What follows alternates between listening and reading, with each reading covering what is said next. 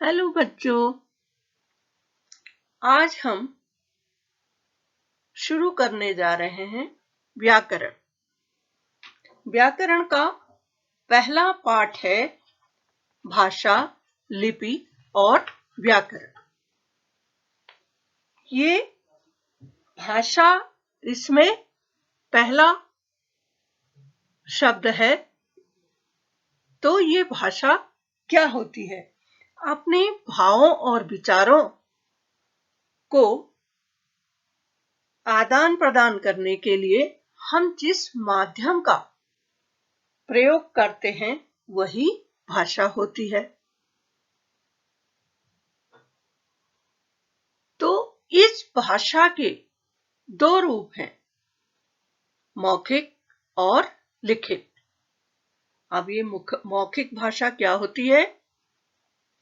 यह भाषा का वह रूप है जिसमें व्यक्ति बोलकर अपने विचार प्रकट करता है और दूसरा व्यक्ति उस बात को सुनकर उसे समझता है। उसे मौखिक भाषा कहते हैं। जैसे हम दो व्यक्ति बैठकर आपस में बातचीत कर रहे हैं, या टेलीफोन पर बात कर रहे हैं, या किसी का भाषण हम सुन रहे हैं, नाटक देख रहे हैं और रेडियो सुन रहे हैं, दूरदर्शन पर कुछ देख सुन रहे हैं इत्यादि, जिसमें केवल बोलकर ही भाषाओं का आदान प्रदान हो रहा है। दूसरा है लिखित भाषा। अब यह कौन सी भाषा है? भाषा का यह वह रूप है जिसमें एक व्यक्ति अपने विचार या मन के भाव लिखकर प्रकट करता है और दूसरा व्यक्ति उस भाषा को पढ़कर समझता है। जो भाषा लिखी गई है, यह लिखी गई भाषा ही क्या है? लिखित भाषा। उदाहरण के तौर पर हम देखते हैं, ये पत्र, जब हम किसी को लेटर लिखते हैं, कोई लेख आर्टिकल लिखा हुआ पढ़ते हैं, लिखा हुआ होता है, फिर हम उसे पढ़ते हैं। समाचार पत्र, न्यूज़पेपर लिखा है, फिर हम उसे पढ़ रहे हैं। और किसी की कहानी, जीवनी इत्यादि जो हम पढ़ते हैं और लिखने वाला लिखता है, यह भाषा का लिखित रूप है। अब आगे चलते हैं। भारतीय संविधान में 22 भाषाओं को मान्यता दी गई है। 22 भाषाओं को भारतीय संविधान में मान्यता दी गई है। कैसे? ये कौन कौन सी हैं? जैसे हिंदी, असमिया, बंगाली, डोंगरी, बोडो, उर्दू, नेपाली, गुजराती, कन्नड़, कश्मीरी, कोंकणी, मैथिली, मलयालम, मराठी, मणिपुरी, उड़िया, पंजाबी, संस्कृत, संथाली, तमिल, सिंधी और तेलुगु। इन सब भाषाओं को भारतीय संविधान में मान्यता प्रदान की गई है। और 14 सितंबर 1949 को हिंदी भाषा संघ की राजभाषा के रूप में स्वीकार किया गया है। ये भारतीय भाषा, ये हिंदी को क्या किया गया कि राजभाषा के रूप में स्वीकारा गया। ये राजभाषा क्या है? राजभाषा की राजकाज की भाषा, जिसमें राजकाज यानी राज का कार्य वगैरह होता है, तो उसे राजभाषा कहते हैं। भारत की राजभाषा क्या है? हिंदी। और केंद्रीय सरकार के कामकाज के लिए इस भाषा को अनिवार्य घोषित कर दिया गया। फिर क्या है? मातृभाषा। अब मातृभाषा वह है जिसे बच्चा अपने परिवार में अपनाता और सीखता है।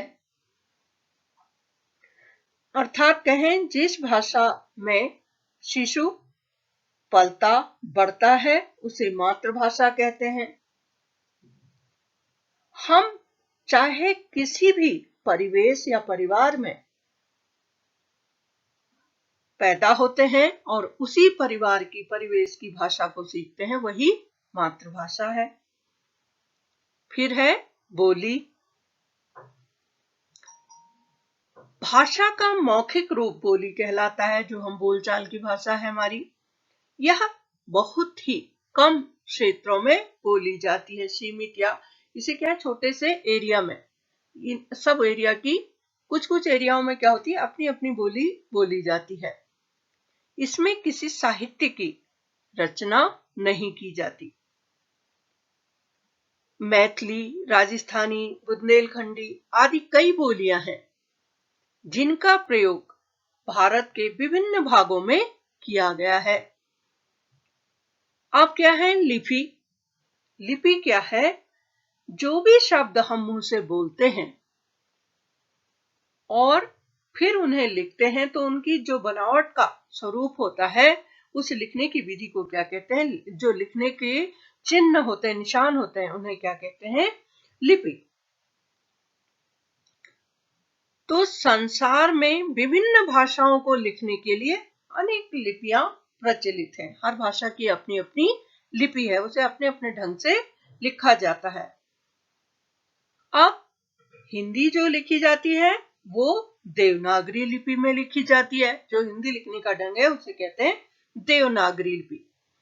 लेकिन इस देवनागरी लिपि में और भी भाषाएं लिखी जाती हैं, जैसे संस्कृत, हिंदी, मराठी आदि। तो इस बारे में अभी हम आगे भी विस्तार से पढ़ेंगे।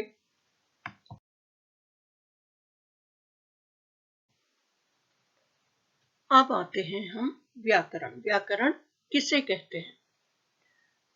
भाषा को शुद्ध रूप में लिखना, पढ़ना और बोलना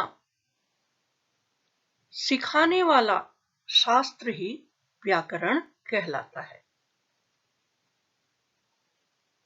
अर्थात जिससे हम भाषा को शुद्ध रूप में पढ़ना, लिखना और बोलना सीखते हैं, वही व्याकरण है।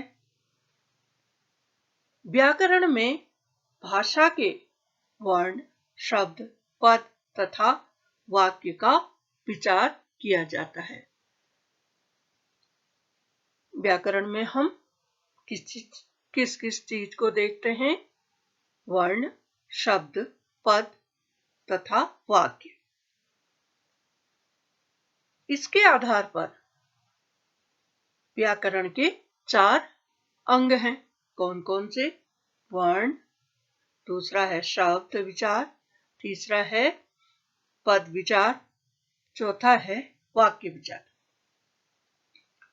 सबसे पहले आता है वर्ण विचार। ये वर्ण विचार क्या है?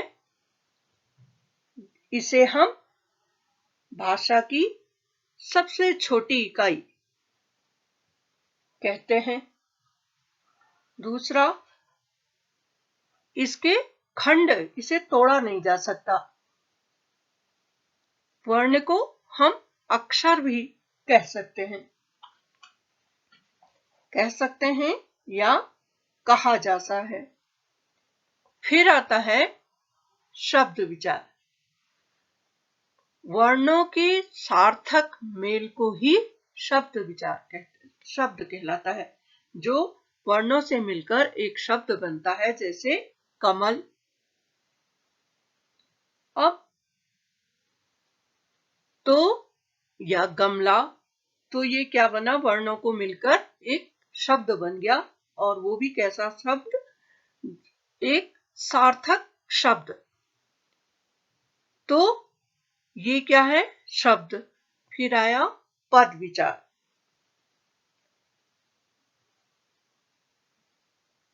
ये क्या है कि वाक्यों में प्रयोग होने वाले योग्य शब्द को ही पद कहते हैं। जो उस वाक्य के लिए एक योग्य शब्द है, उससे एक उचित अर्थ निकल रहा हो, वो क्या कहलाता है? पद कहलाता है। जैसे नेहा दूध पीती है, यहां पर एग्जांपल दिया है। गाय घास खाती है। अब आया चौथा अंग, वाक्य विचार। एक ऐसा शब्द समूह जिसका अर्थ या भाव पूरा पूरा समझ में आ जाए। जिस वाक्य को बोलने पर उसका पूरा पूरा उसकी मीनिंग समझ में आ जाए, वो क्या कहना चाह रहा है, तो उसे क्या कहते हैं? वाक्य विचार। तो एक आशय को प्रकट करने वाला पद समूह वाक्य कहलाता है। इसके अंतर्गत क्या होता है? वाक्य की रचना, उसके अर्थ, विराम चिन्ह आदि सारे नियम आते हैं। तो जैसे यहाँ पर एक एग्जाम्पल दिया है, ओजस्व किताब पढ़ता है, ये हमारा एक वाक्य बन गया। अब वाक्य के भाग। वाक्य के भाग क्या होते हैं? वाक्य के दो भाग होते हैं, उद्देश्य और विधेय। उद्देश्य क्या होता है कि जिसके विषय में कुछ कहा जाए उसे उद्देश्य कहते हैं। जिस सेंटेंस में किसी के विषय में बात हो रही है तो वो क्या है? उद्देश्य। जैसे अंशु सेव खाती है, तो यहां पर उद्देश्य क्या हो गया? अंशु। अब विधेय ये वाक्य का दूसरा भाग है। विधेय पहला था उद्देश्य, अब है विधेय। जब उद्देश्य के विषय में कुछ कहा जाए, जैसे ऊपर उद्देश्य था अंशु, तो उसके विषय में कुछ कहा जाए तो क्या कहलाता है? विधेय। बाकी बचा हुआ सेंटेंस विधेय। जैसे ऊपर वाले वाक्य से ही लिया गया, अंशु सेव खाती है, तो इस वाक्य में अंशु के विषय में कहा जा रहा है कि अंशु सेव खा रही है। अतः वाक्य का यह भाग विधेय है। तो ये था उद्देश्य और विधेय। अब हम आगे चलते हैं। हमने पढ़ा भाषा, लिपि और व्याकरण। उसी पर आधारित कुछ बहुविकल्पीय प्रश्न यहाँ पर हम देखते हैं और समझते हैं। ये सभी बहुविकल्पीय प्रश्न आपको अपनी उत्तर पुस्तिका में कर लेने हैं। तो ये मैं यहाँ पर समझा भी रही हूँ, ध्यान से सुने। वैसे आपने आगे इससे पहले चैप्टर में और पिछली कक्षाओं में भी पढ़ा हुआ है, तो ध्यान से सुने और खुद करने की कोशिश करें। मैं समझा भी रही हूं तो आसानी से आप ये कर लेंगे। सुंदर हैंडराइटिंग यानी सुलेख में ये बहुविकल्पीय प्रश्न आप सारे कॉपी करेंगे और उसके बाद उस पर जो सही आंसर है उसमें उसको लिखकर आंसर लिख देंगे। तो पहला प्रश्न है, हम बातचीत किस माध्यम से करते हैं? इसके 4 ऑप्शन यहां पर दिए गए हैं, लिपि, वाक्य, भाषा और वर्ण। तो इसका सही उत्तर है भाषा, क्योंकि किसी भी बात को बोलने और समझने के लिए हमें किसकी जरूरत होती है? भाषा की। दूसरा प्रश्न है, हिंदी की लिपि कौन सी है? हिंदी हम किस लिपि में लिख सकते हैं? फारसी, रोमन, गुरमुखी और देवनागरी 4 लिपियों के प्रकार दिए हैं। तो हमने पढ़ा था, तो हिंदी हम किस में लिखते हैं? देवनागरी लिपि में। तीसरा प्रश्न है, हमें किसके द्वारा भाषा के शुद्ध रूप का ज्ञान होता है? तो ऑप्शन है शब्द, लिपि, व्याकरण और वाक्य। तो इसका सही उत्तर है व्याकरण, क्योंकि व्याकरण ही हमें भाषा के शुद्ध रूप का ज्ञान कराता है।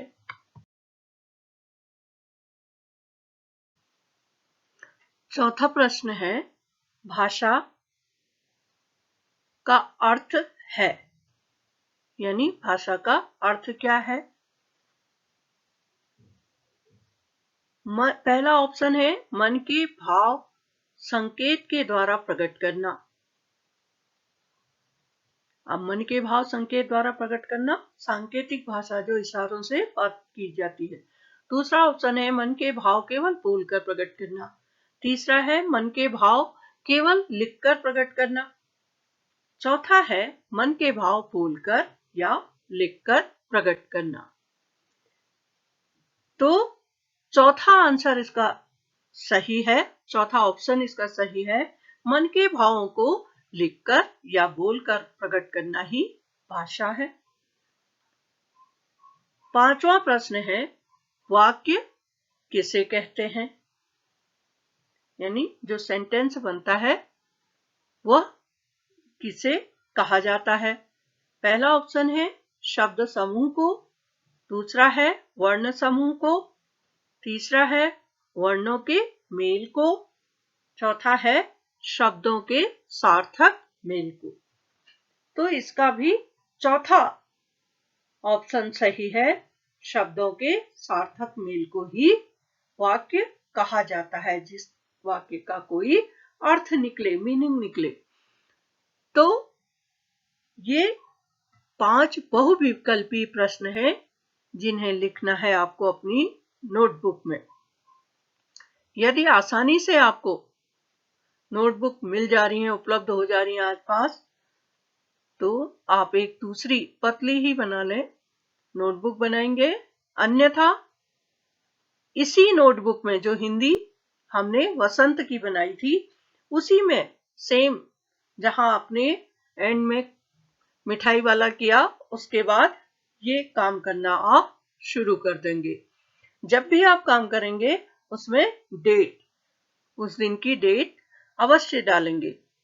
आज जो ये बहुविकल्पी प्रश्न दिए, ये 1, 2, 3, 4, 5 प्रश्न हैं। इसकी नंबरिंग ऊपर नीचे हुई है, 1 के बाद 4th आ गया, वो कोई नहीं, आप उस पर ध्यान न दें, केवल आप 5 के 5 प्रश्नों और उत्तरों को करें। और एक बात और है, जिन बच्चों ने वसंत के चैप्टर नहीं किए हैं, वो सीरियसली अपना काम करें सुंदर हैंडराइटिंग में, और पढ़ें भी बेटा, बिना पढ़े कुछ नहीं होगा। जब भी स्कूल खुलेगा तो आप वह आंसर कॉपी अपने साथ लेकर आएंगे। तो ये आज का पाठ हमारा यहाँ समाप्त हुआ। फिर हम आगे पढ़ेंगे व्याकरण में। छोटे छोटे पार्ट में पढ़कर हम अच्छी तरह समझ और सीख सकते हैं।